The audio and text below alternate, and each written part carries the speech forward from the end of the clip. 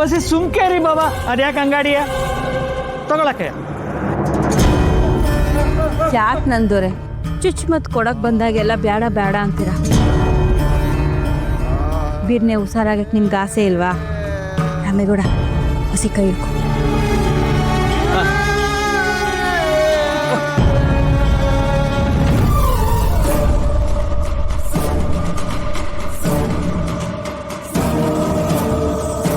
ಯಾಕೆ ದೊರೆ ಹೀಗೆ ಮಾಡ್ಬಿಟ್ರಿ? ರಾಮೇಗೌಡ ಇಲ್ಲೊಂದು ಐತಾ ನೋಡು. ನೋಡ್ತೀನಕ್ಕ. ಸಮಾಧಾನವಾಗಿರಿ.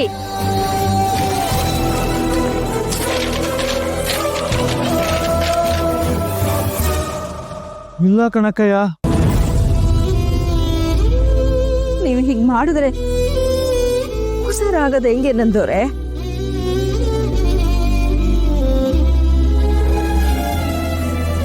ಇದೇನಕ್ಕಯ್ಯ ಅಳ್ತಾ ಇದೆಯಲ್ಲ?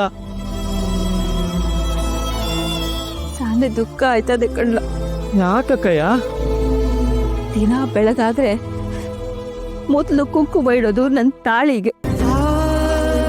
8 ವರ್ಷ ಆಯ್ತು.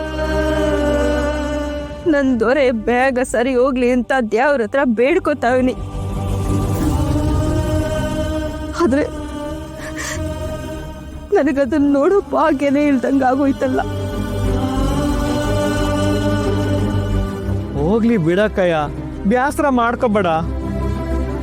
ಬೇಸರ ಆಗದೆ ಇರ್ತದ? ನೀನೇ ಹೇಳು.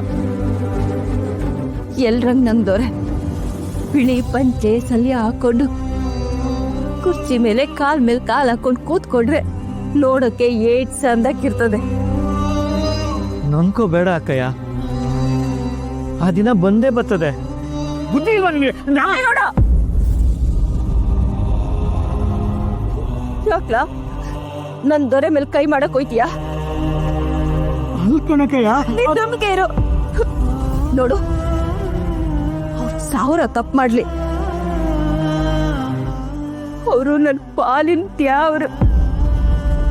ಅವ್ರನ್ನ ಪಿರೋತೆಯಿಂದ ನೋಡ್ಕೋಬೇಕು. ಅವ್ರ ಮೇಲೆ ರೇಗೋದು ನನ್ಗಿಷ್ಟ ಆಗಕ್ಕಿಲ್ಲ.